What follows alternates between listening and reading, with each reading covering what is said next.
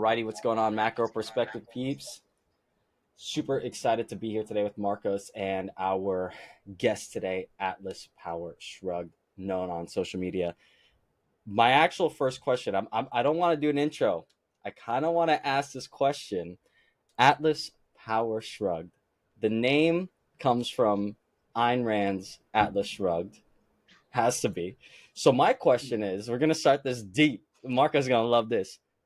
Atlas, do you feel that you are an objectivist? Do you feel that Atlas Shrugged was a big proponent to your life? Do you find yourself, being a neo-Aristotelian, or like understanding that the individual and how society stands? Like, tell us where the name came from, because I freaking love it, man. Going deep already. Yeah, no, it really wasn't anything like that. I mean, I read the books as a teenager. It's funny. At the time I liked the Fountainhead when I read it. I was probably like 16, 17 or something like that. I liked the Fountainhead, and then I read Atlas Shrugged, and I thought, this is really just too over the top. It's the last one was good, but this one's just like way too much. It's too over the top. Like things could never get that crazy. It's just like it's too much. Like you're doing too much, right? I mean, honestly, in Yeah. 2024, it doesn't seem quite as over the top as it did back when I first read it. That being said, I'm not an objectivist, anything like that. It's just the name was chosen based off of the power shrug, which is one of the exercises that I like to promote and that I get the most hate for, but is most effective. And that was the quickest, the quickest little pun for power shrugs I could think of. I mean, at the time I picked the name, I never expected to have any particular amount of followings. It was just like, you come up with a random pun nickname based on your Yeah. favorite exercise in like 5 minutes, not thinking it's going to have ramifications down the road. But no, it's not about the philosophy. It's basically about the exercise. If I, No, I'm just trying to get big traps, bro. I'm over here trying to get like a deep philosophical meaning. You're like, nah, bro, we just lifting. Hey, whatever. I do have to make that little point about it. Atlas Shrugged not seeming like I said, it doesn't seem quite as exaggerated now as it did. But that doesn't mean I'm like a follower of all that philosophy or whatever. Yeah. You're overthought of the Seamus. It's okay. I think you've been reading too many Ryan Holiday books, bro.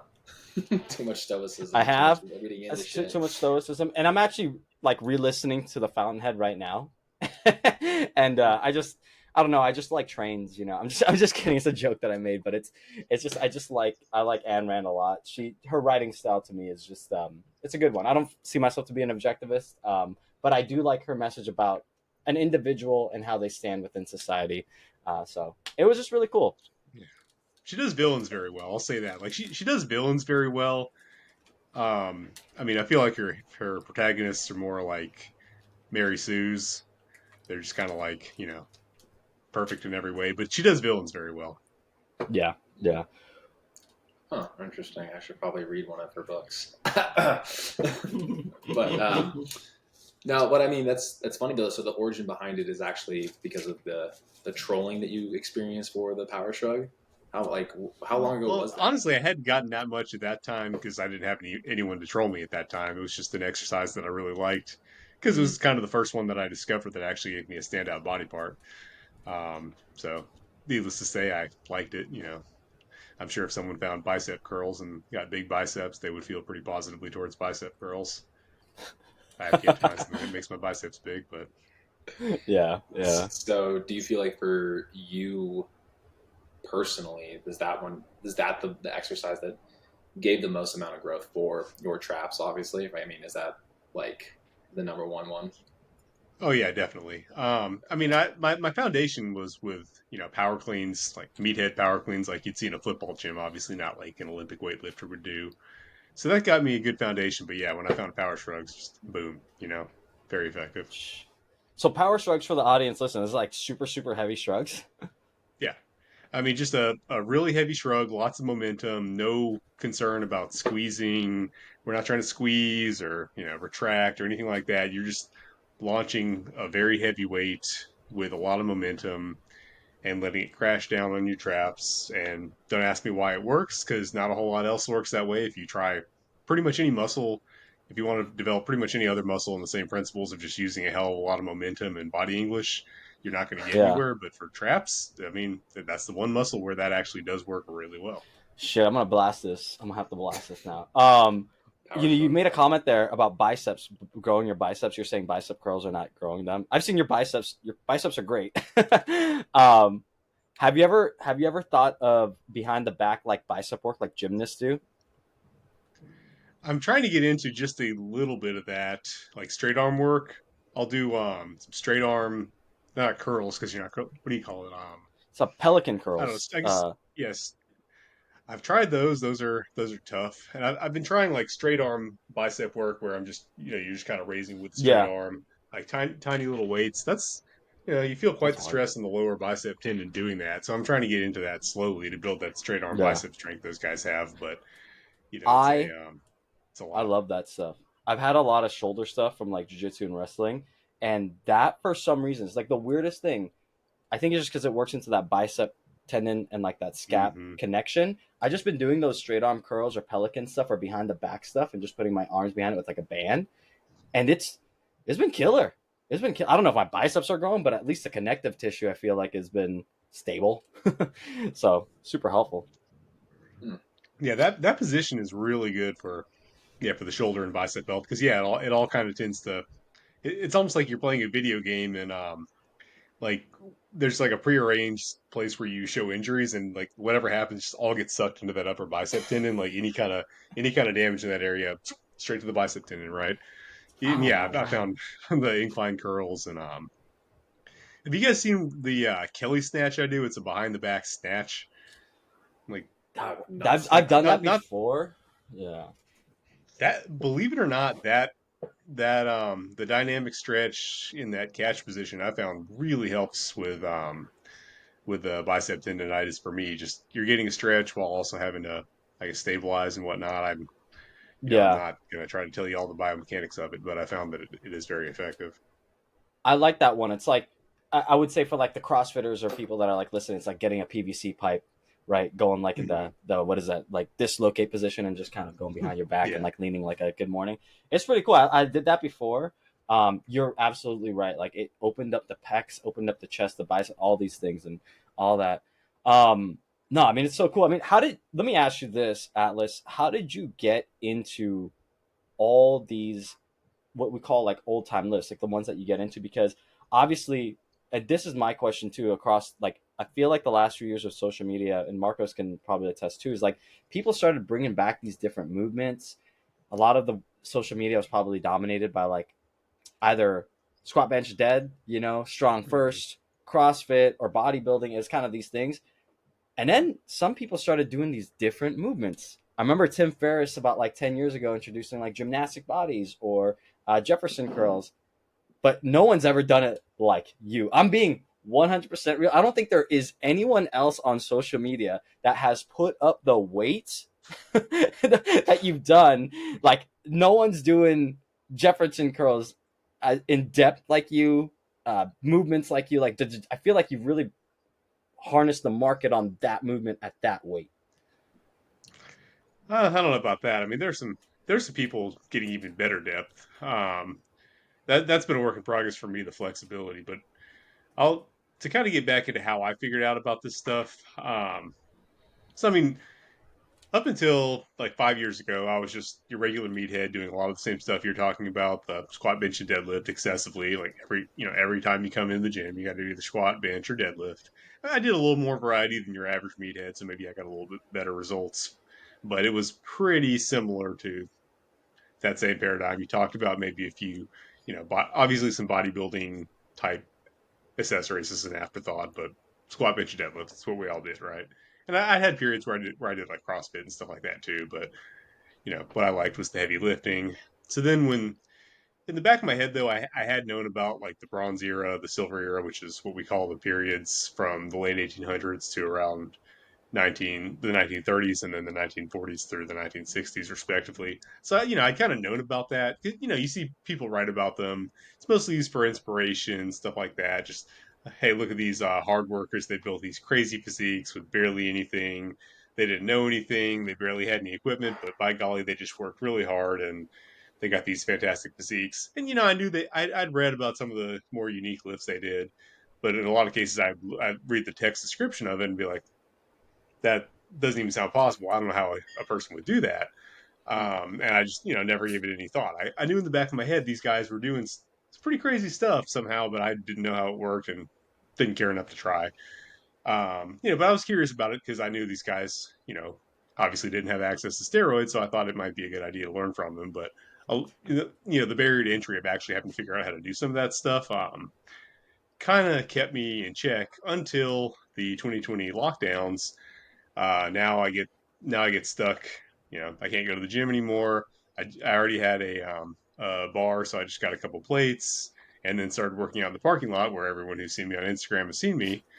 So that's how that started. So that's why no one thought it was weird because everyone was doing stuff like that. Actually, matter of fact, I have a neighbor who still works out across the fence from me. Sometimes we'll be out there at night working out together. But that's how it started, and then I just continued with that because I had my first kid at the same time, so it just saved me Mm. time having to go to the gym. But anyway, having only now I don't have hundreds of pounds to deadlift with. I have to figure out something else to do with it. In the back of my head, I knew all these old timers were getting a lot done with very little equipment. And at the same time, I started seeing folks who do all around weightlifting. If you're familiar with that, like it's a very small. There's some very small federations that compete in a huge variety of lifts. I think they're localized to a couple gyms on the East Coast and maybe like one or two in England. But they do all this stuff, and I started seeing videos of some of the stuff where okay, that makes sense. Now I understand how to do it. Started trying some of it, started rereading the old books with more interest. Alan Calvert's Super Strength, a couple by Arthur Saxon, things of that nature, and getting into it. And then I started realizing, hey, not only is this stuff cool, I'm actually making gains. I'm making progress that I hadn't been making on the squat, bench, and deadlift. Let's explore this. So, that's kind of the origin story, and I just went on from there. I had no idea. Like when I first started the Jefferson curl you mentioned, I had no idea where I was going to go with that. I thought it was crazy and dangerous. I just was going to go really basic with it. I started with the empty barbell and just kept it at that for a couple months. Started gradually adding on like 5 pound plates here, 10 pound plates. Eventually got to the point where it started feeling better, and I started adding a little bit more, a little bit more. It was probably it was months and months before I even tried 135, and then probably over a year till I tried 225. But eventually I was just like, hey, you know what? Let's see how far we can go with this. And eventually I found out apparently, I may not be the first person to be going this heavy on this. The exercise use the very same exercise was called stiff leg deadlift in the silver era, and it was actually one of the most popular bodybuilding exercises. Bodybuilders actually preferred. It's more or less the same thing as the Jefferson curl. For hypertrophy, it was considered at that time the conventional deadlift was more seen as like a strength athlete's choice, whereas the bodybuilder's choice was the Jefferson curl, just for developing the posterior chain. So I imagine a lot of those guys went really heavy, but So we'll never know because somewhere around the way there was kind of an issue with names where I think it got confused with strongman Charles Jefferson. He wasn't the guy who invented it. Let's see, it was another Charles who invented it who didn't want to be known. So that anyway, don't worry about all that. Bottom line, it was probably there have been some people that have gone a lot heavier in the past. but were they using it in the Zercher variety like you are commonly showing on No, not social as media? I have never been able to find any evidence of that. It looks like they were always just using platforms, Mm. just standing on platforms. So same movement. That's why I don't differentiate. It's the same thing. It's just I feel that the Zercher position is more convenient. I mean, I don't want to grab 300 pounds and try to do a do a box step up and then lean off of that. I can see that failing in some fairly unpleasant ways. It's just Yeah. it just seems kind of precarious to me. When I'm doing there's some variations where I'll use a box, and I mean honestly for beginners I actually like holding the bar in the hands better. I feel like that teaches you to reach a little bit better. I think it cues you a little bit better, maybe kind of better for getting a stretch. But once you get to any significant weight or range, it's just a lot more practical to use the elbows. Makes sense. I mean, also too, like you said, it's like the setup probably convenient. You kind of have like a stop, right? Like for the full length of the stretch and the position you're looking for. I feel like there's a lot of things that kind of maybe even mitigate some injury that would be, that might come as a result of the box, like you said, getting up, set up, going down, all those things. But I mean, you were also talking like I would have to imagine being in that searcher position for a lot of those videos though that I've seen. Like, is that like another thing that you feel like indirectly is working your arms a little bit more too? I mean, do you find that like that's something that carries over, or is it just like a preference thing? As far as the arms, no. When I'm really straining for depth, I get a little bit of it feels like I'm working my tendons just a little bit, but for the most part, I don't feel like I'm getting much of any arm work at all. Maybe in the maybe a little bit in the forearms, but for the most part your leverages are just so good that you're not really applying that much force to the biceps, even though it seems like a lot of weight. I mean, you have perfect leverages for it, so you're pretty much just holding it. I mean, I, whenever I'm doing heavy exertion squats, my legs are always the point of failure, not the arms. Hmm. You get a little bit more upper back work, I would say, definitely more upper back work, especially when you're getting into something like a Zercher deadlift, which is hooking your arms under the bar while it's still on the floor and just doing a full deadlift. It's kind of like a deficit deadlift, and there I feel like you do get some extra lat work because you're kind of it's like you are kind of doing you're getting a little bit of active range of motion as you have to suck your elbows back um, in order to complete the lift. So you get more upper back work, I would say. But as far as the arms, really not much. I Hmm. mean, if that were the case, I would have a lot bigger biceps, I think. Okay. Do you? I mean, being in these like, I mean, these feel like precarious positions for most people in modern times, right? Do you feel like going through these ranges of motion, like you mentioned, it took like a year to even get to like 135, for example, like for someone, I mean, even experienced beginner, like where what's a good place to start? How to, obviously you have your thing, and obviously you kind of coach this to people, and including this as part of programs, right? So, like, where would you Right. recommend people starting? Out of curiosity. So I mean, in this case, I mean, in a lot of cases, I've just jumped in and done some stupid stuff on my own. But in the case of the Jefferson curl, that's one where I actually practice what I preach. So yeah, I recommend if you're a strong, healthy person, you're an able-bodied lifter, athlete, whatnot. You can start with anywhere between like 20 pounds to the empty bar, something like that. That's pretty much in line with what you would see recommended back in the previous eras of lifting. I think Alan Calvert recommends starting with a 15-pound dumbbell. I remember John Krimek recommending something like 25 to 30. So I mean that's pretty much been the standard advice for you know a century now. Is just start super light, work your way up. My general rule of thumb is start with a light dumbbell, and no matter what, do not move beyond the empty 45-pound bar in your first session, and then stick with that weight for at least a month to give your body time to adapt. It's not like the bench press where we just slap on 5 pounds each time. You need to have a little bit of a ramp up period because your body's probably just not used to that stimulus. So I like to keep people really conservative at first, and if we want to get aggressive, that's going to have to happen later. This is you, you need to be patient with this one. I don't really want to see people being super aggressive with it at least in their first year, if not maybe a little bit later. How And often? that goes pretty well for anything you're trying to do. Obviously, not everything is going to be that sensitive. If you're trying, say, a behind the back deadlift, that's not like a new range of motion. It's just a new skill, so you don't have to be quite as conservative there. But when you're trying to get into any kind of like new range of motion you haven't explored, you got to be real careful. And I mean, frankly, I think everyone has the right idea about that when it comes to spinal flexion because people are just inherently paranoid of flexion, but there are so many other ways you could get injured too. And no one, people are a little bit more cavalier if it's anything else because, oh, it's not flexion, so I'm fine. Like the opposite, spinal extension. A Mm-hmm. lot of people have difficulty getting into any kind of spinal extension, but people aren't quite as careful about that. I mean, that'll, uh, that'll injure you just as quickly. I'm not saying be scared of it, but you have to be cautious with anything new, right? Whether it's knee range or hell, shoulders, Yeah, any whatever yeah. whatever range you haven't trained before. That's it pays to be a little bit cautious.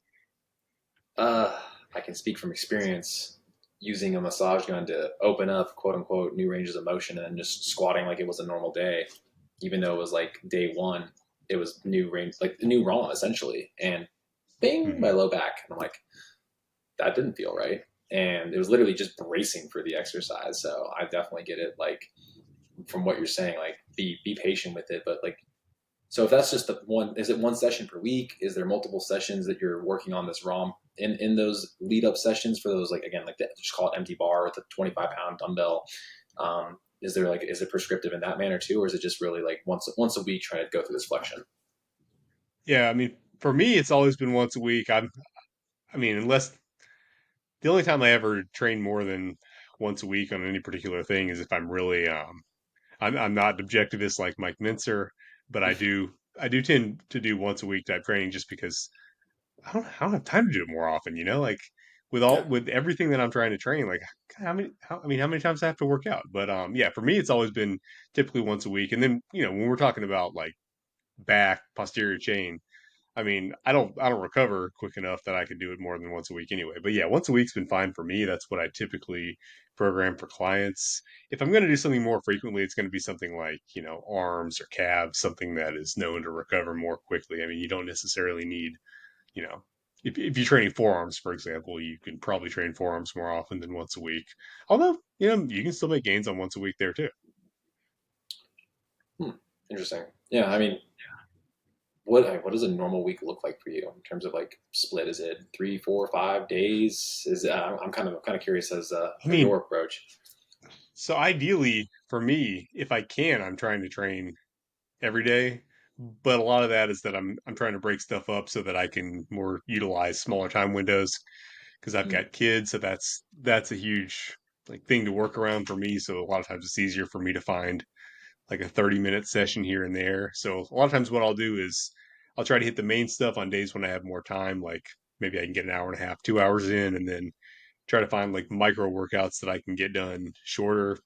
I don't like to just do something like, you know, burpees or something that's not really training a particular quality. I like to, for those small time frames, I like to just train like a specific body part that takes less time, like neck, forearms, calves, something that still get a good comprehensive bodybuilding workout, or you know, it might be a mobility session, maybe like a shoulder mobility session. So I'm still doing like targeted work in those time frames, but it's something a little bit lighter that I can just feel like I've actually hit it properly in 30 minutes so that I can utilize that time. And that way I don't have to try to fit that in on my bigger workout days. Yeah, Makes a ton of sense, makes a especially if lot of those longer sense. days are getting as heavy as that behind the back snatch grip to overhead press at 315. I'm sure it took quite a substantial build up window to get to like Oh, that yeah. a top end. Like, I mean, shoot, just to get to 315 on a squat for me at times takes 30, 45 minutes. So I get it. Like Yeah. those the quote micro session days make a ton of sense. And you have two kids, one kid. Two kids, 4 and 2. Yeah. Oh, 4 and 2. I love it. Kids aren't Um, far off in age. not far off in age. I Yeah. so obviously the Jefferson curl atlas for you is like, and like the Zercher position has been really good, but obviously you've been putting out a lot of content, and obviously you're doing this. What other lifts have you found to be super beneficial for your training that you're like, that just seems, again, kind of like what you said before, like precarious, but like actually after loading it up and training, yo, this is one of my go-to's. Mhm. So you want just lifts that I found to be really useful, or do you want the ones that have kind of surprised me, like, oh, hey, this actually works really well? A bit of both. The ones that have been A little bit of useful, both. Okay. but like that are also like, okay, that looks weird. Like for example, I'm looking at like your reverse Nordic here with the barbell in hand, like it looks crazy.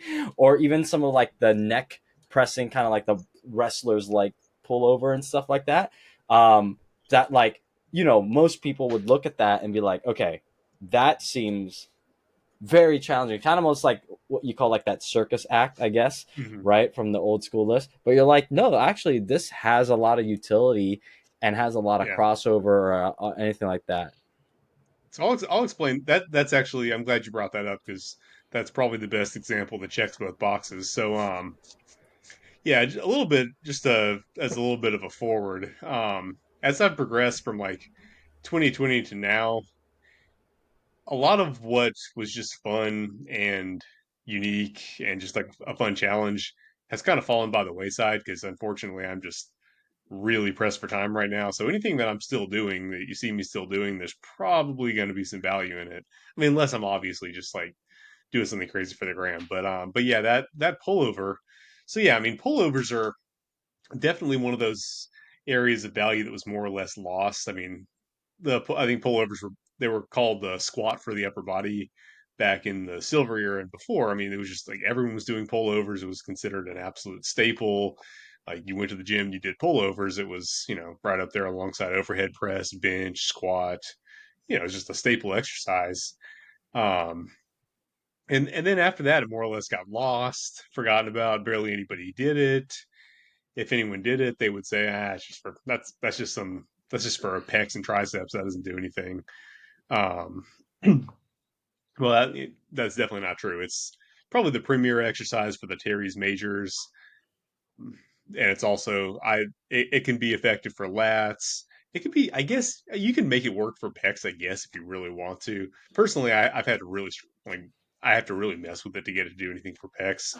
It's definitely some additional tricep volume, but primarily for those teres majors, which people won't necessarily think about as being like that big of a bodybuilding muscle, but I mean when they're well developed, they look really cool and they add to your width.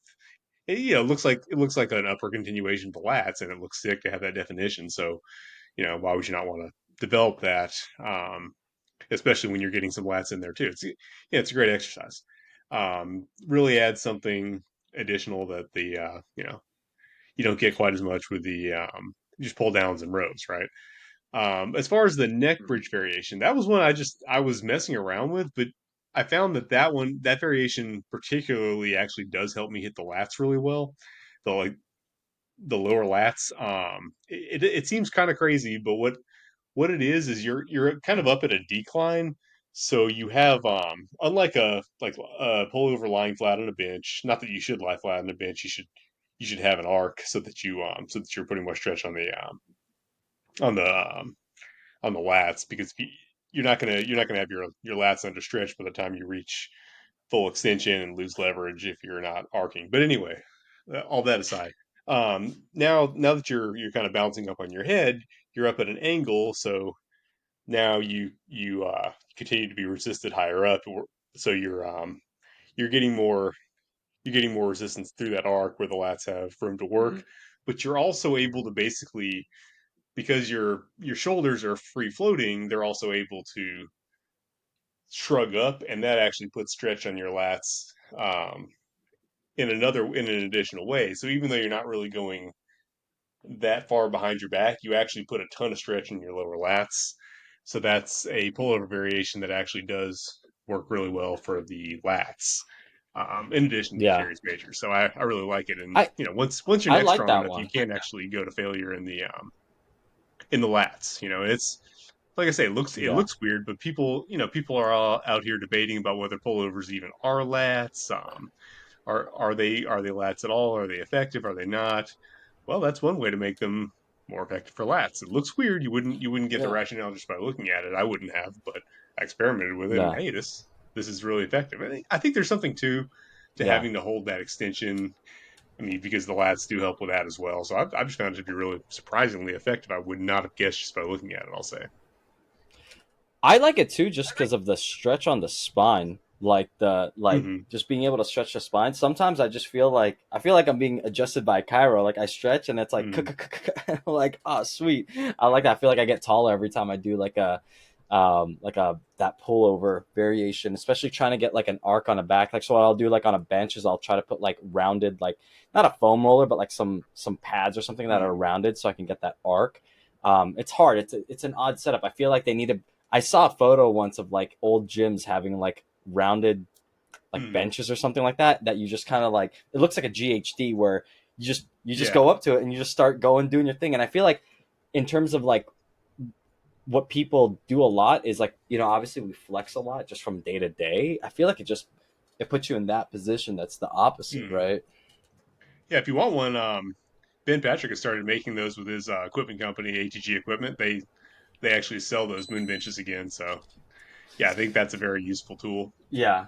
It was like 270 last time I saw it. So I was like, someone literally said on the comment, like, I think they said on there's like, it's a foam pad for 270. Okay, I'll think about it. I was like, I love Ben, but I was like, also at the same time, I was like, I got to check out the pricing on that. Yeah, depends on how valuable Big Terry's majors are to you. I mean, the only reason I haven't picked one up is because I just have like space limitations. Yeah, And I've got a variation I like to do where I'm kind of hanging off the end of the bench. Feels really sketchy, but you're just yanking yourself into a ton of extension.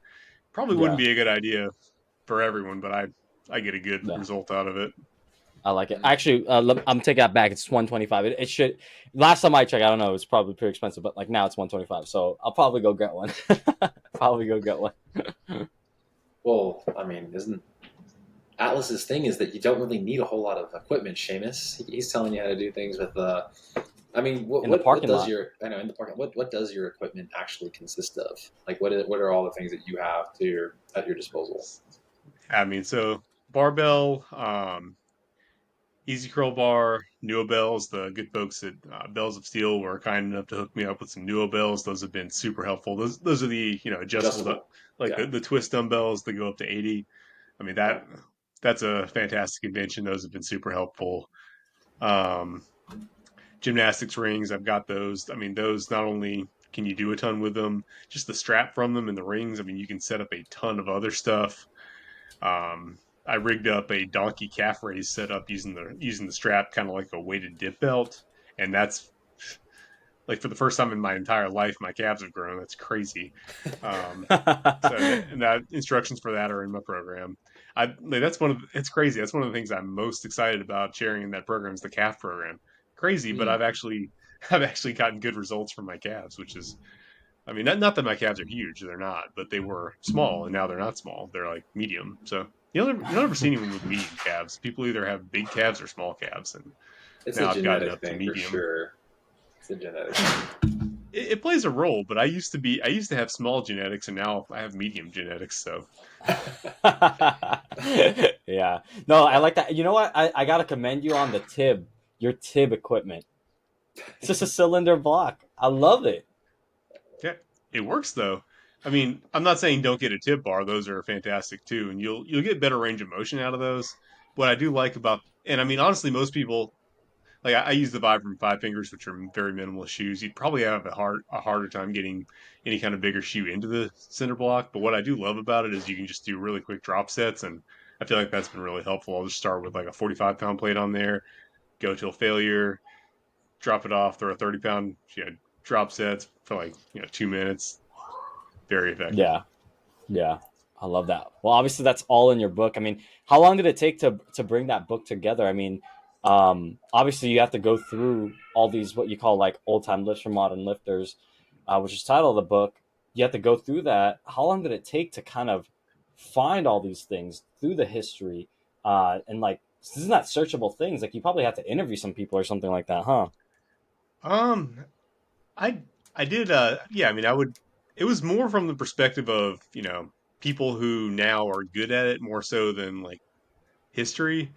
I mean there's plenty of books on the history. I wanted this to be a little bit different. I wanted this to be a lot more functional, just like how do you do this stuff and what's the value that we can get, and specifically like what is there in this body of old lifts that we don't currently know that we would find the most value in. Like if old timers had this solution for this problem and we also have a solution for that problem and ours works just as well too, I mean that's cool history, it's nice to know, but it's not really helping us. So my thing was like let's figure out what in here we need the most and direct people to that. That being said, there's a ton of stuff. There's a ton of stuff included in there for historical interest, but I kind of wanted to paint the whole picture. Just these are the exercises that are most valuable. These are interesting. We probably have equal or better solutions now, and these, maybe they're not the most useful, but they're interesting, so we'll include them anyway. But yeah, I didn't make it super research heavy in terms of like citations and like according to this book and that book and whatnot. It was I mean, a lot of the research, so to speak, was just my own experience with them, learning how to do them. So, I mean, the bulk, I threw in like historical, commentary and anecdotes and whatnot just for interest and Yeah. kind of to hype the lifts up and make them seem cool to show what people could do back in the day and what maybe if people work really hard they can do today. But the bulk of it was technical details. Okay, this is how I'm trying to put out the most technical descriptions of exactly how you do these lifts because even if you look at some of the old books, in a lot of cases they're a little bit light on details. So I wanted to put like the most detailed descriptions of how exactly to do these lifts in print possible, and then also be really heavy on what are the best uses of these. How would you use these in practice to achieve this or that objective? Um, and where do these fit into a modern program? So in a way, like I'd already done the majority of the research just by practicing with the lifts. But that being said, anything that I wasn't familiar, that I felt like I wasn't quite sure on how to write, I'd find the person who, I looked at as knowing the most about it, ask them for tips, ask them how they would express this or what have you. So I mean, from start to finish, it took me what was it 9 months to write, but like a lot of the research had already been done, Yeah. um, prior to writing it. And a lot of and of one anecdote, like you're saying, and this is how I've kind of progressed through it and kind of giving that kind of history through learning. I mean, I feel like it's the best way of doing it, even if you're just kind of looking at things. Like I think that's how this is getting done based on the pictures of this book. But now you're trying to like go into the weeds of what that looks like. And the thing that like sticks out to me though is like, do you have like a before and after of like your own like range of motion differences from like out of curiosity, do you have anything like that back from like because if you started this like kind of at home and the crazier kind of bronze era lifts like in 2020, right? And then as it like really progressed over those 4 years, or how long did it take you? Were you already kind of moderately flexible? Yeah, that's. I mean, no, I was very inflexible at that time. Terrible. My mobility was nothing I'd ever focused on. I was very bad at it. I mean, I didn't set any benchmarks because I had no idea that I'd ever want them later. Now I wish I had. Um, I can show you. I mean, I can show you the say the depth I could get to on a Jefferson curl when I first tried, um, and then show you now. Yeah, That's you'll definitely see some differences. I would touching my toes was hard then. Now usually without warm up, I can do a palms to floor pike. Um, some areas are still a work in progress. I'm still trying to get my hips on the same page everything else is. Sometimes shoulder issues or I keep getting setbacks with shoulders, like we talked about bicep tendonitis, but we're working through that. Um, yeah, so I mean, as far as I don't, yes, I mean, I don't have just like a series of stretches to show, but I can show via you know various lifts that I can do now that I couldn't do then, yeah, and just the obvious depth of certain exercises. Yeah. A lot of it, and a lot of it's less like what I physically couldn't do and what I couldn't do well. Like for example, I could jump in and do sissy squats and reverse Nordics at that time, um, but my knees would hurt afterwards, and I would have to take it easy. And I could do it like for 1 week, and then I'd take a week or a month off or something and try to get back into it. Now I can just spam the most extreme variations of those with like zero issue every week. So hmm. and to better depth and all. So I mean, Yeah. I yeah, I really wish that I had done a better job of getting befores, but you don't know you don't know you're going to need the befores till you get the afters. I wish I'd taken more physique photos to get a better range of befores. I wish I took a picture of my freaking calves. Like I went and The developed my calves are the calves, most and important. dude, I looked at my calves in the mirror. I'm like, wow, I have calves now. And then oh man, I'm gonna sell a calf program and I'm gonna get rich. And then I'm like, oh wait, I don't have any pictures of my calves before. So Out of all the phenomenal feats you've done, like the Jefferson, the heavy dead, the heavy everything, you're like, it's light work compared to these calves, guys. It's light work. yeah, I mean, it yeah, it's just it's kind of cool to do something that everyone just thinks is impossible, even if it's like something lame like calf raises, but it's still like everyone's just like written it off. It's like, hey, this can actually happen. That's pretty cool. Yeah, maybe you need to start training your calves like you did your traps and just do those I the high wish that power worked. versions. Yeah, no, it's nothing like that at all. Very mind Yeah, muscle connection and stretch, but yeah, yeah. Yeah. that's the thing. Like, not you. That's one of my biggest things is you can't come. I mean, you can't be ideological about exercise. I mean, not you can't have this one ideology.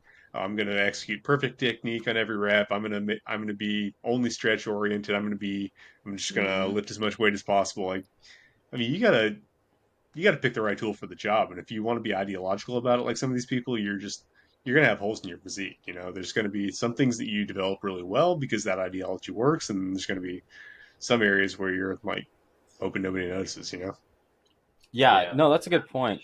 My question there is like with your training now, like is it obviously you've been doing this kind of training, you talked to us about your kind of like scheduled, hey, look, your dad and stuff like that. Is your goals right now primarily like just dialing in your physique with these movements? Obviously there's still the strength and the flexibility component, but was it always around the physique primarily? Like obviously like getting that I want to get the Terry's major now. Like the fact that you talk about it, like I people talk about like a good physique. I want to get the Terry's major in calves, man. Yeah, it's funny. I've kind of specialized in a bunch of weird stuff that nobody cares about, like spinal erectors, teres majors, and whatnot. Hey, Calves. I mean, my quote is stop sleeping on spine day. That's like I'm like I'm gonna find a way to like trademark that because I love doing like spinal stuff, reverse Jefferson. No, not reverse Jefferson curls. Like reverse Jefferson curls, side to side stuff. All these things because I'm like people be sleeping on spine day. They be sleeping on it. So stop sleep. Hashtag yeah, stop sleeping on spine day. I want you to use that one, Atlas. I will. Yeah, I don't know why it's not seen as more important. It's like the only thing you need for your back is lats, and if you just have big lats, you have a big back. I mean, your back is pretty complicated. There's a little bit more to it than just lats, guys. I mean, it's okay to develop something other than lats every once in a while. But as far as my goals, I mean, I don't want to choose. I want to keep improving my physique, but I mean, flexibility is a big goal for me. I've backed off a little bit from like the big lifts type strength. I mean, I haven't really tried to max my conventional deadlift in years, um, or back squat or whatever. But I'm actively trying to increase my flexibility. I'd like to get a front split not too long from now. It might be possible on at least one side. I'm working with Lucas from Range of Strength, trying to get that going. He thinks I can get to a front split in the not too distant future, so we're trying to work towards that, and just obviously everywhere else as well. So I'm trying to balance those things. Usually, what I do is when I'm in a kind of the cutting phase, when I'm more reducing calories, trying to get leaner. That's when I do all my range work and anything that's not specifically hypertrophy related, because you don't really need calories to make improvements there. So I figure let's treat that as kind of the off season, do all the other stuff that isn't calorie dependent in that time frame, and then when I bulk, it's all hypertrophy. Or obviously, I'm still using a bunch of like long range exercises, so it's not like I'm just being you know inflexible and whatnot. I'm still doing a bunch of pullovers, shifts, and curls because they're good hypertrophy exercises. Maybe even increasing my range of motion in some areas, but am I doing as much hip mobility as I should? Probably not. So that's kind of how I balance those two. That's a good question. So you're talking about what is the diet? What is the diet for Atlas? Is obviously you're talking about different phases. You're periodizing things, and your training is kind of dependent on that. But is there anything you subscribe to? Is it just purely kind of a macro split? Is there more leaning towards diet? What does that look like for you? I mean, what I would describe it as is just like a very loose paleo. I mean, I like paleo principles. I think it makes sense to eat more or less what our ancestors have been eating for our evolutionary history. That being said, I'm not super strict about it. If I'll eat sourdough bread, or I don't know, paleo's adopted sourdough bread. I mean, hell, I'll even eat candy sometimes or ice cream or whatever. Been doing the ice cream for bears recently. That's not a lot because I'm cutting, but like whenever I do, I'll anyway, I'm not super strict about it, but I like to keep the majority of it relatively paleo. We're not going to be I don't see any reason to go out and buy corn oil or anything like that, but I'm not going to Hmm. just be super histrionic about it. I mean, Yeah. I do fasting. I keep lean enough, so I don't think I have to be super strict about everything. And obviously, when you're bulking, at some point you just need to get the calories in. So, Yeah. Yeah. Yeah. How many calories is a bulk versus a cut for you, um, roughly? Sounds like you're bulk kind of would loose probably with be a that. little bit over.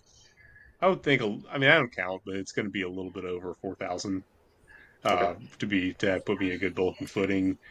And then for cutting, recently I've just been doing multi-day fasts, so I'm going to be eating more or less maintenance most days, and then occasionally doing a fast here and there. Just got off a 6-day fast last week. That was interesting. Tell us I haven't about done it in a that. long. Tell us about that. A 6 day fast. Where did you find the where did you find your flow in that, and then where did you find the sticking points? Um, yeah, I mean the flow. It's funny. Like physically, I can usually get into that. I can kind of get into a good flow state when exercising. I even get feel like I'm a little bit more creative when I'm exercising fast, and that's an interesting thing. Like I'm a little bit more creative and a little bit better at kind of just intuitively understanding movements.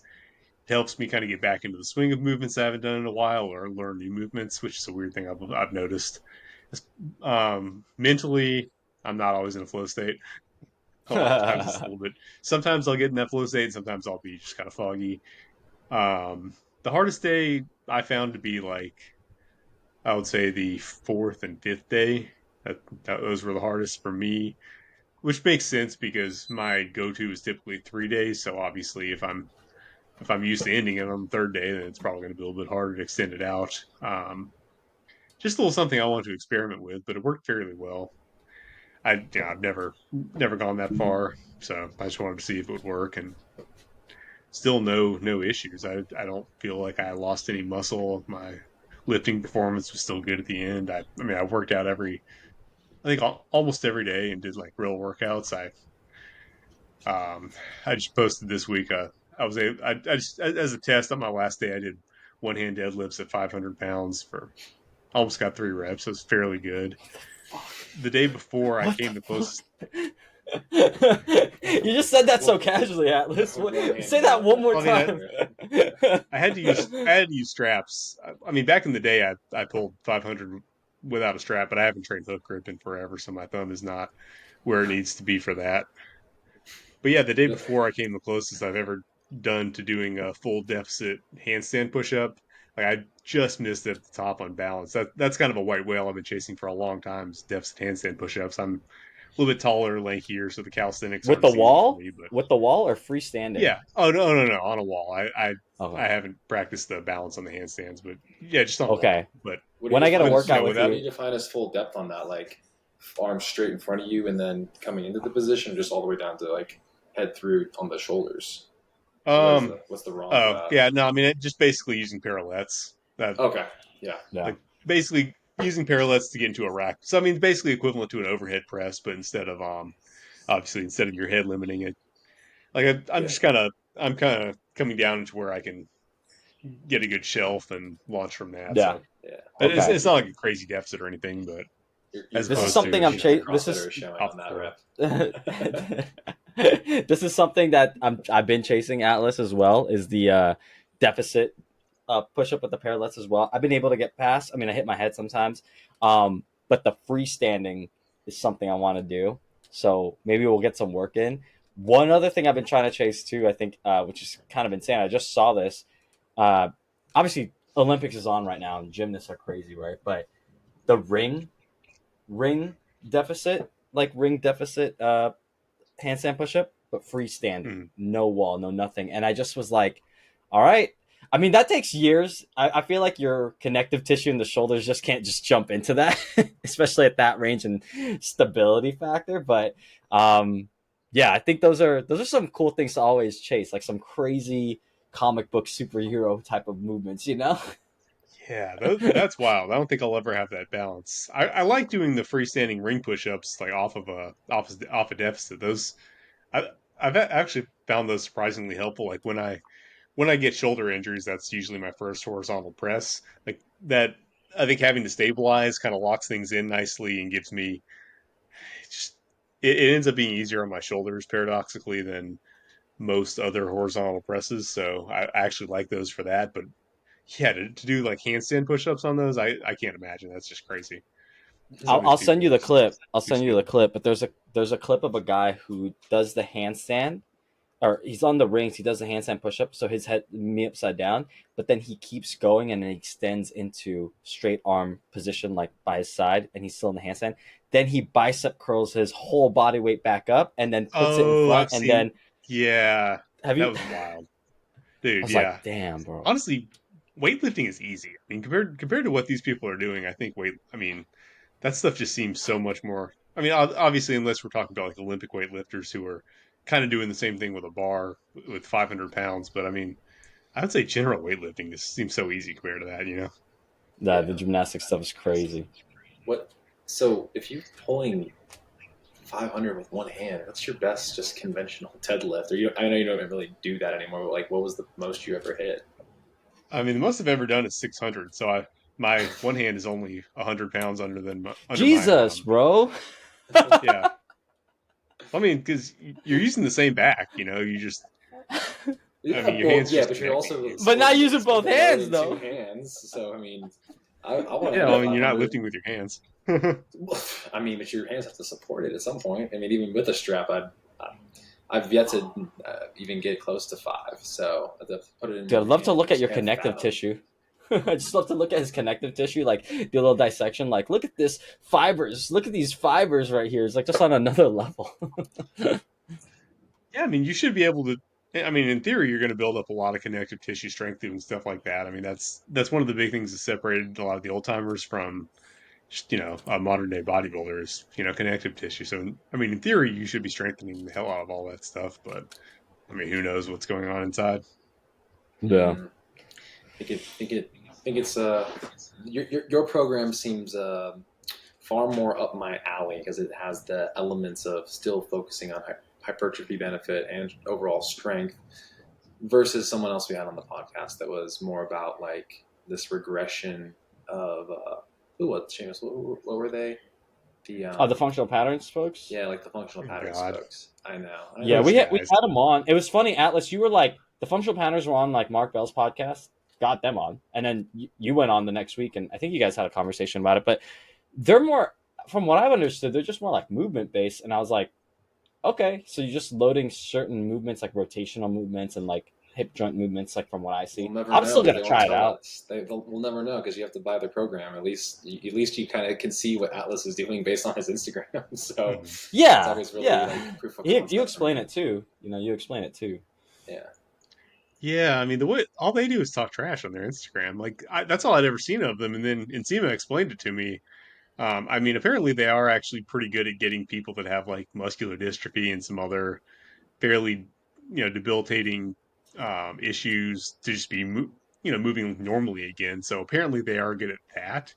It just seems that they're not happy to be in that space, and they want to get out into the performance space and act like you know, they're big players when it comes to like athletic performance and things of that nature. And Well, that that, was my yeah, takeaway was like, what are you guys trying to do? Because on your page, when you talk about movement, you showcase, before and afters of like a spinal scoliosis or like a someone with cerebral palsy and like they're moving better.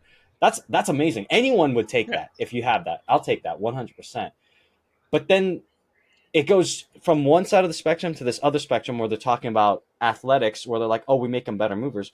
Well, if someone has never done something and it's a novel idea for them and they do it, they are going to get better at that thing.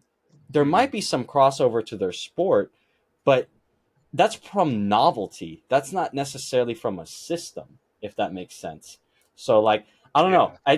I'm just very wary. I'm cautionary. Like for you, like your stuff, like just flat out, like no bullshit. You got to lift a weight at certain ranges of motion and do some crazy Mhm. shit. You know what I'm saying? It's right up my alley too, Marcos. Yeah, I'll put my stuff out there and kind of take the Pepsi challenge. I even offered to go up to their Santa Monica location and sprint with them. They blocked me for that one. Yeah, because they're always talking about sprinting being like the only human activity that matters. It's like, I mean, we might do a couple other things here and there. only the most versatile species in history, but okay, I'll go sprint with you guys if you want to. And they blocked me. Marcos, what was the question we asked them? Our performance health coach wanted them to know about another movement. What was that movement? Well, sprinting and throwing. I don't remember what the other one was. Who was there? Carries. Like, Oh, if they're carries. talking Yeah, about yeah. like human movement Functional. being like Yeah, functional, or like how humans evolved, like didn't we carry shit? You would think. yeah. I don't know. Yeah. I I mean, mean, that's what makes us different from virtually any other animal. I mean, what other animal, I mean, can, pick something up in their forelimbs and just carry it a long distance? I can't think of any, but apparently that doesn't define us in any particular way. Yeah. Yeah. the modern human is much different. But yeah, Ironically, I mean, sprinting is the thing we're worst at. I mean, if you look at what humans are worst at, I mean, we're pretty good at a lot of stuff, but I mean, we're going to lose a foot race to almost any other animal. That's like the one thing that defines us is the thing that, just biologically speaking, that's the one trade off in Yeah. our evolution. We got to do so many other cool things, like Yeah. pick stuff up and carry it around and like do stuff with our hands and all. But if you're yeah. gonna have us competing against horses in a foot race, that's not going to work out too well, dude. Fucked. Are we the fastest of bipedal animals though, or do we still not like stack up? What other animals are like on only two versus I mean, four? I think even an ostrich would. Yeah, even ostriches are pretty fast, but they're set up very differently. Yeah, they got those long legs, you know. They got that long neck too. Bah! Yeah, I mean, yeah, it was an interesting conversation, but I think the thing that like summed that whole thing up for me was, we're Your talking he's last talking about question. performance, and I asked like, oh, so like you're like really looking forward to like dunking the basketball because that's like obviously thinking of like explosive jumping and explosive movement and then like running, right? It's like no, like a year ago I couldn't even dribble a ball, and I was like, oh, so there's like no athleticism with you literally up till the last year. And it was just like it dawned on me that again, like you just described it, it's probably people coming out of some level of like inpatient, outpatient type of care, scoliosis, some muscular dystrophy, some other stuff, which again has its place. But like you said, to bolster or say that it's everybody needs to be doing this, I'm sure a lot of other strength athletes have figured out a multitude of other ways that translate to the sport with far less time potentially. So Yeah. Yeah, I mean, it's like if they were just helping people who have, movement issues move better, everybody would be cheering for them. We'd all be happy for what they're doing. But they talk so much trash on the internet. And You know yeah, what that you're is? gonna have It's I people. don't think it's I don't think it's them. I think it's a leadership thing. The first time I heard of Naudi like 8, 10 years ago, he was talking mad shit. oh yeah. Like he was talking mad shit in the video, and I just watched it live, and I was like, "Why is this guy so angry?" And I don't know why. He's definitely calmed down, but he was just so angry about like I think he was arguing about the fact that he's like, "Oh, um, like people are not giving me credit for like talking about a suitcase deadlift," and I'm like, what does that have to do with anything? And I don't know. I just feel like it's a leadership thing. You know what I'm saying? I don't know if all of them are total all, but the fact that they blocked you shows to me that like, damn, bro, like you can't even trust your own sauce to hang out with anyone else. Like I mean, I was in it with a guy who would look like a Viking if he lifted. You know the one I'm talking about. He's got the kind of Norse look. I think Blonde beard. Like probably. you'd think he was a Viking if he had the physique to match. That's the one that I was going back and forth with until he's talking smack until I offered to go sprint with him, but I forget his name. Yeah, I don't know. that's that. I mean, that's the ebbs and flows of the internet, and I think Yeah, again, there's room for everybody. You should try a multitude of things, and I mean, for your niche more specifically being like you can work out in the middle of your apartment complex, or like what is it exactly? Just like what is it that you're known for exactly with that? Is neighborhood workout like what? yeah, Yeah. yeah. That can work. Or hopefully, hell, Bodybuilding parking I lot, see some parking people lot. out there with weights in the middle of the forest, like some guy in Germany's just got this scenic weight Oh, stack just in the middle of like some German picturesque forest that I follow. That's sick. Or like Tom Haviland. I mean, God, That yeah, guy's a yeah. he's just in That the fucking guy's middle of the monster, outback. bro. Just yeah. That yeah, guy's a monster, dude. Never see his yeah. face. He just always his back. He's like chopping wood He in started a showing his panel. dogs, which is like, oh, he's got some personality in him. Okay, cool. Oh yeah. He's a nice guy. He's a really good dude. Yeah. Well, yeah. So no, it was parking Um, lot. You said it's James. You said it was parking lot bodybuilding. yeah, Or Atlas, is tell us that about tell us yeah, about that?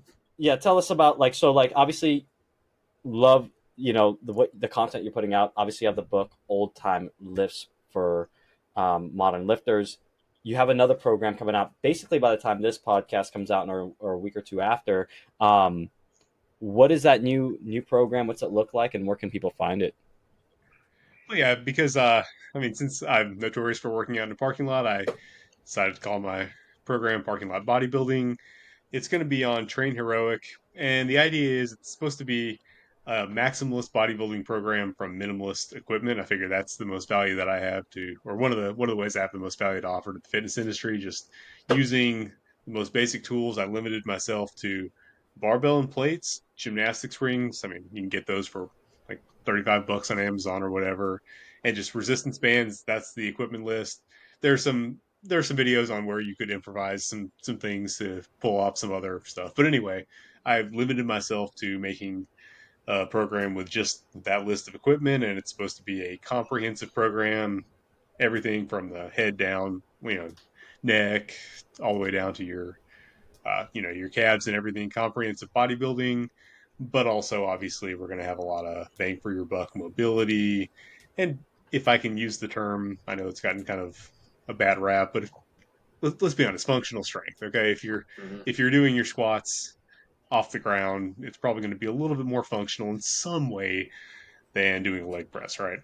Anyway, so yeah, I'm stoked about it. I think it's gonna offer a lot of value for people that have a home gym, just limited equipment. Obviously, if you have more equipment than my list, it'll be pretty obvious how you can throw dumbbells or squat rack or whatever the case may be in there. But I think even people who have maybe a full gym setup will find some value in some of the exercises. Some of the stuff I think is pretty good. I talked about the calf program. I'm pretty stoked about that, which is the craziest thing. But I've also got obviously I'm known for a lot of back exercises like Jefferson curls. This is going to show you how to use those in a safe manner. Stuff like Zercher deadlifts, things of that nature.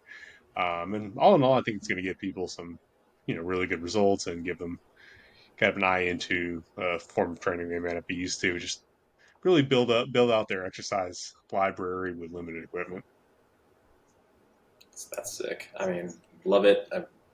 That takes me back to the COVID times. I feel like I made some pretty crazy strides with a pull-up bar, literally barbell set, and then I was periodically buying some dumbbells from time to time, plus my additional adjustable dumbbell set. So literally, like, you get creative those movement lists, but then also like having you direct that, and I'm assuming you have like the video library to go with it because it's on Train Heroic probably, right? So people Yeah, then they get to see that, and you could put a lot. I mean, that alone, it takes so much work, so much work, and then also to have something that's trackable and progressible for people is amazing. I mean, I thought it was just going to be like an ebook type of thing, but to have it on a platform like that so people can track and monitor yeah, I thought about it's that, pretty but awesome. a lot of people said Train Heroic, and they reached out to me, and they've been super helpful, helping me with kind of the tech side of things that I am not good at. So that that helped to make That sure that helps. it's a little bit more polished because Yes. that's definitely my weakness in this field is trying to figure out how technology works.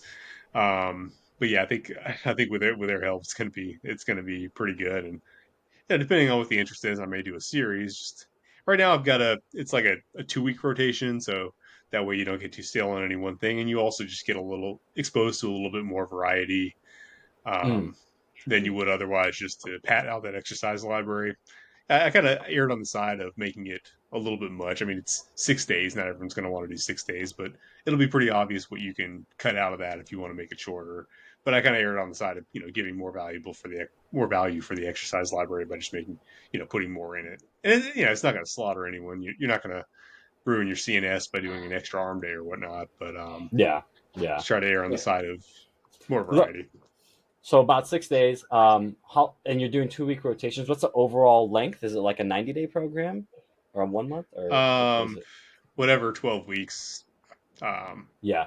Perfect. translates out to. About 90 days. Yeah. 3 months roughly, right? Wow, Yeah, that's awesome. if it's popular enough, I'll make it a series and throw in just some extra ones so you can get additional variety. Just whenever that Yeah, one goes stale, do something different because that's what I've ended up doing myself. It's just yeah, run one program till the wheels fall off, and then not switch out the whole everything, but switch out the at least the main lifts, change the structure yeah, or leave the structure the same, change out the main lifts to continue making yeah. progress. So if it's popular, I'll make it a series, and after a couple renditions, people will have a pretty solid pretty solid little exercise library. Perfect. Yeah, that's gonna be really great. And what's the for the listeners here? Like, obviously, like you've got to make a living. You know, you got kids. What are you looking to price range this out when it comes out? Um, I think we're gonna start with 39.99, and then there might be some That's little a incentives that's to a steal. That's a steal. steal. 39 for a 12-week program. That's pretty good. That's really good, especially with your knowledge base and everything like that. I feel like that, and on a Train Heroic platform. That's great. That's awesome. Yeah, I mean, I'm trying to err on the side. I mean, just because it is intended for use with limited equipment. I'm assuming in some cases, not every case, but I mean, in some cases, people probably just want to train out, in their backyard or whatever. But in some cases, that may just be, people trying to save money. So I'm trying not to exclude too many people that could be customers.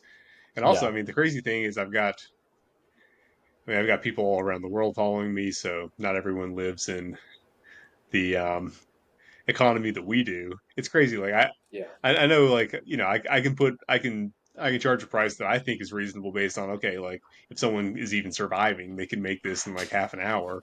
But then you go to some other place where inflation hasn't wrecked the Yeah. economy quite as much as it is here, and it's like that's like a good chunk of change to people. So now I got to be an expert in international finance exchange or whatever. But well, not Well, even international. I can appreciate that. It's true because I coach clients around the world, and I'll throw down my my coaching program and the cost, and I'm like, oh, I should probably be a little bit more sensitive to the fact that this person's on the other side of the Yeah. world, not in my local area. No, I love it. Marcos, any other questions, my man?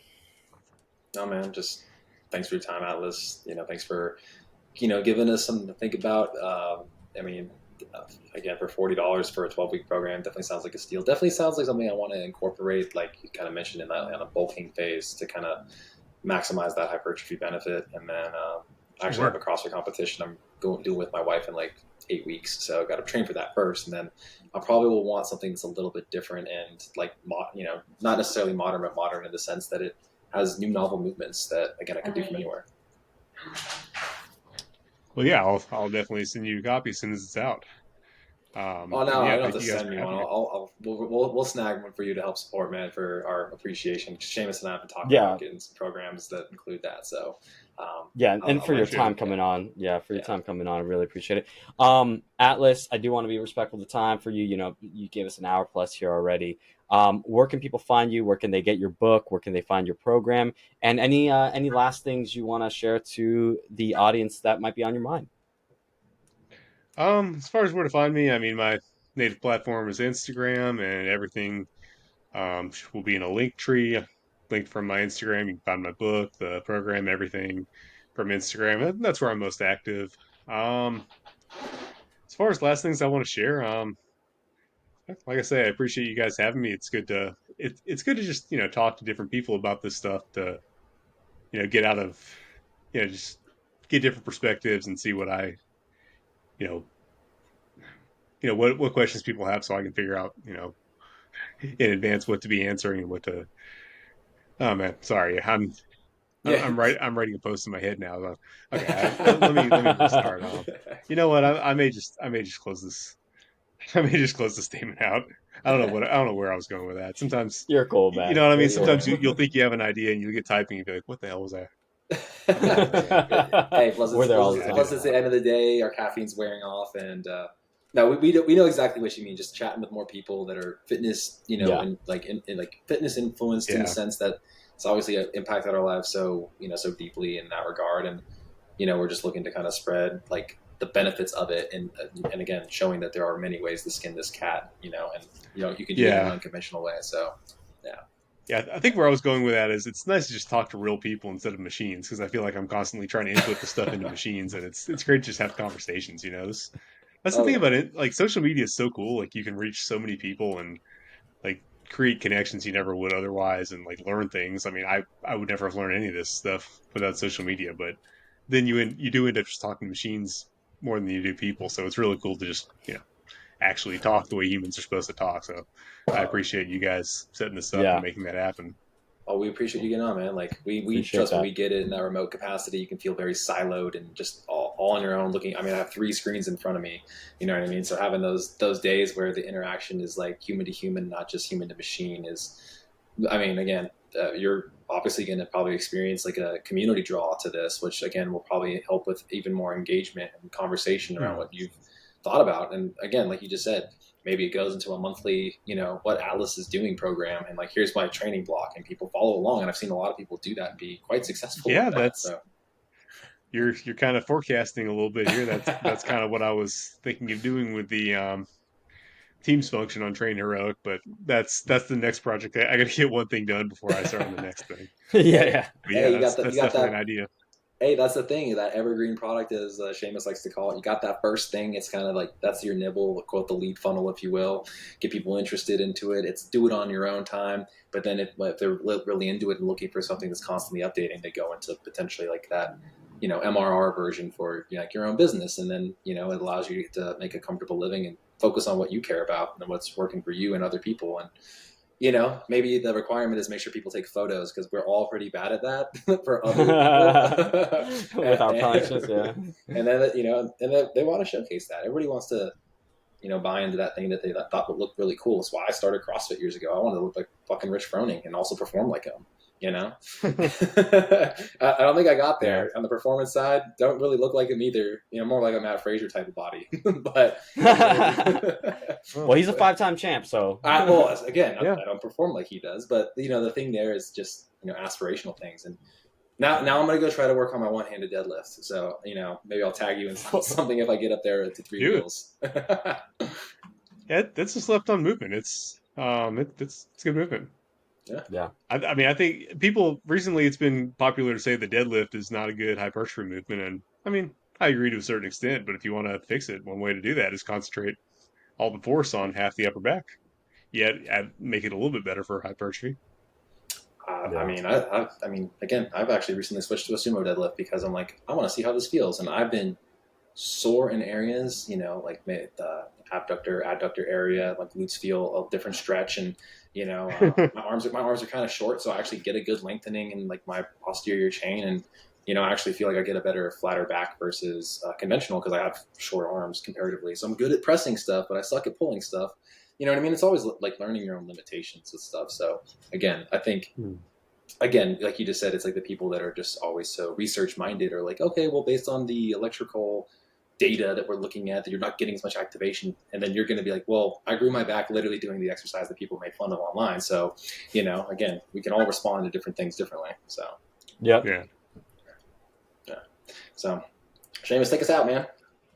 Well, Atlas, again, thanks so much for being on here. From a random comment online from a guy online to allowing us your time here, talking about, again, these old school lifts, these quote unquote unconventional things, and bringing them back for the novel times today, and showcasing to people, hey, look, you can get great physique, strength, flexibility, mobility, health gains with just different things, and it could be limited. It could be all that. And I love the fact that you're coming out with products, a book, a program, and a community. We'd love to see you. We're rooting for you and making it happen. So I'd love to probably connect sometime. But other than that, thank you so much for your time, Atlas. Yeah, absolutely. And thank you guys for facilitating this. I really appreciate it.